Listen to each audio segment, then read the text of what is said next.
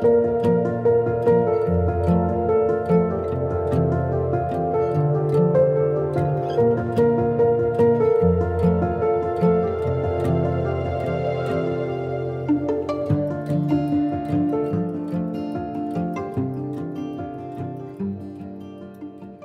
opposed to everybody else up here today, my books are not available because there aren't any.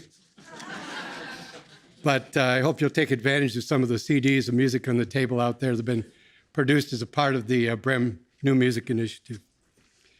I'm grateful for the opportunity to talk about a topic that's been very interesting to me, both in my time in pastoral worship ministry as well as observation in different congregations. And as we discuss several points of living in a divided world, I realize that there are many divisions that take place in our regular Lord's Day gathered places of worship. And my thoughts today are admittedly narrow in terms of worship as a corporate gathering, and even more narrow, I want to bring to the surface only one of the areas that I observe as a divide. Jesus said in Matthew 19, King James Version that most of us know, "Suffer the little children to come to me." Another translation, "Allow or permit the children to come." However, in our churches today, we isolate children, and with a bit of play on words, the children are not suffered to come, but they suffer, and the big people suffer as well. In reality, we may be translating Matthew 19 as, "Isolate the children, and don't let them come near the worship space, for they will be a bother and cause chaos." And while I'm sure most of us here today would say that it's great in the context of the walls of the church to have age-appropriate opportunities for children, I also believe here that everyone would say the children should have a rightful and accepted place in the whole of the church community. However, in reality, they are often shunted to the side, not to be seen, and certainly not heard. There's rightfully a lot of concern when analyzing the flight of young people from the church. There are, in fact, significant numbers who leave the church and or their faith once they turn 18 and move to adulthood. Depending on what the questions are and how they're asked and how the numbers are dissected, I've seen numbers between 14 and 59% of people leave the church during that time.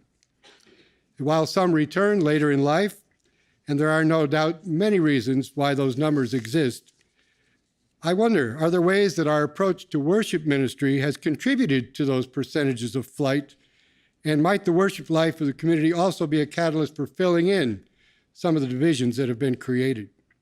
I'd like to begin to look a little bit at this divide by looking at student and young adults. I'm very impressed with the studies conducted by Fuller Youth Institute, FYI. They are passionate about addressing the issues of faith and church related to students and young adults. In a podcast, Fuller faculty and author of Sticky Faith, Kara Powell, delineated several different factors related to students leaving the church. She stated that even though there are more people becoming professional youth leaders, quote, "we have this growing canyon between a congregation and youth ministry." In other research, FYI said, quote, "of all the youth group participation variables that we've seen, being involved in intergenerational worship and relationship was one of the variables most highly correlated to a young person's faith. And the gap between the overall congregation and youth ministry is growing, which ends up being toxic to young people's faith." In more recent studies, FYI produced some studies called Growing Young. They analyzed churches that are not aging and dying, but are instead becoming younger. And one of the aspects of the Growing Young study said, quote, "the number one identified challenge in reaching young people is not culture, not the parents, not the young people themselves, but with issues within the old congregation. In fact, 37% of those surveyed identified systems and structures within the church as the main obstacles to reaching youth." One of the positive attributes of churches that are growing young is a high involvement level of students across all areas of church ministry, not just in their youth group. One of the churches had a mantra that was "Ditch Teen Sunday." You know, Teen Sunday is that once a year time when the youth are allowed to come into big church, usher, sing their songs, pray, provide a testimony, read scripture, and then be welcomed back to their rooms to come out when invited, which is usually to report on the wonders of summer camp. I began to wonder, do some of these principles extend down from student ages to younger ages, to grade school? And how does worship ministry and leadership involve itself in eliminating some of these canyons that Kara referred to? An insightful friend and Christian educator, Trevecca Alcombe, offered me a one-word answer about what is important in connecting a child to their church. That word was belonging. And while that may not be a surprise, perhaps, but it's hard to conceive of the practice of isolation from the worship gathering as developing a place of belonging. Fundamentally, I believe we've overlooked what children can comprehend as well as what they can contribute. Sophia Cavalletti's book, called The Religious Potential of a Child, has an amazing chapter titled God and the Child. In that chapter, she relays story after story about the abilities of children to understand and display their faith, in some cases shining a light on the very shallow faith of adults. The ability to understand their faith extends to the ability that children have to lead others as well. There are many tangible ways that children can express their relationship with God, and we should find ways to suffer the little children to come and be welcome to lead us. They are capable. So from a worship ministry perspective, how can we make some of these divides smaller or non-existent? And I offer 3 thoughts today about possible ways to think about how this could occur. They aren't rocket science ideas, but they are definitely countercultural from the norm, and I trust and pray that there is some merit in the ideas. The first way that I wish worship leadership would make an impact in our church lives would be actually outside of the walls in our homes with family worship. According to data from a national study of youth and religion, 82% of children raised by parents who talked about their faith at home, attached great importance to the belief, and were active in their congregations, were themselves religiously active as young adults. In that study, you can almost hear the echoes of Deuteronomy 6 that says, "These commandments I give you today, to be on your hearts, and impress them on your children. Talk about them when you sit at home, and when you walk along the road, when you lie down, and when you get up." We blink a little when we see the statistics about the amount of time consumed running children from school to soccer to ballet to swim lessons to Little League, and the approximate 6 hours a day that children use on media after school. And the list of distraction goes on and on. I'm wondering when families and parents will provide not only some reasonable boundaries, but replace some of that time with family worship. Think about this. As good as most of these activities are, children spend so much time on these things that are not things they will do for the rest of their lives, not even close to having eternal value. After all, how many children will become soccer professionals? I suggest this as an alternative. How about 10 to 20 minutes of family worship time for every sports practice and game attended, or for every hour spent engaged with media? This will reasonably lead to at least 3 to 5 times a week for a family to gather, read the Word of God, read a story, pray for each other and the world, and perhaps sing a song. This can open the doors of leadership for the child. There isn't one thing on that list that a 7 to 10-year-old can't do, and in some cases, even quite a bit younger. This is the ultimate in passing the faith along. And family worship provides the added benefit of training our children for corporate worship.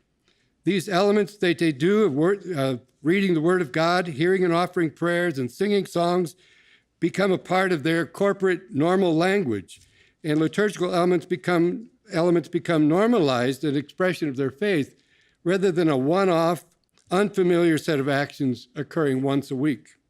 The value of this cannot be overstated. I now am at a place where I have grandchildren, and I'm watching this family worship drip down to the next generation. It's thrilling for us to go visit our kids, and when family time, worship time is announced, to have one of my granddaughters take me by the hand, guide me over to a doorknob of the closet where there's an Advent calendar hanging, and they pick out one prayer that's dated for that date, and they pray for the coming of the Messiah, the second coming. They also may run one child get a Bible, one a storybook, and they come and squeeze in between the grandparents. And I can tell you there's nothing quite like a child sitting in my lap and praying and saying, thank you that I'm there in the room. There's nothing quite like that. As the commercial says, priceless. So I challenge worship leadership in churches to take on this issue of family worship, provide resources, ideas, vision, take a deep breath of commitment because it's difficult, but 10 to 20 minutes 3 times, 5 times a week, it can be done. The second area that I'd love to see worship leadership make a difference in this divide is in children worshiping with children. If you Google kids worship, you come up with the most interesting series of videos and related products that aren't necessarily helpful when thinking about formational worship. Word in my script is ugh. But who is going to discern these materials and how they should be used and what should be used? When I was serving in a church ministry, my job description had a statement of oversight and involvement with the worship and arts life of children in the church. We've lost that connection between worship leadership and children in most churches today, and I suggest we should get creative about some of our job descriptions. I think we have suffered in distinct ways because of that. Think about it.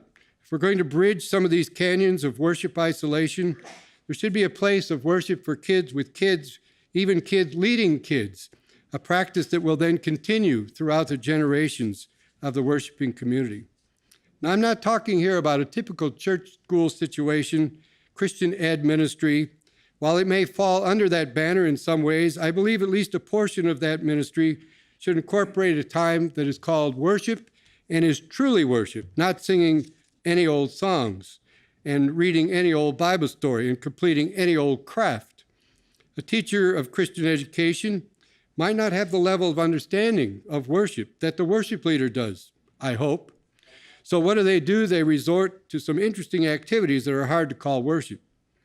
This is where a structure in place with some responsibility for the worship leader to provide vision and ministry philosophy can be crucial.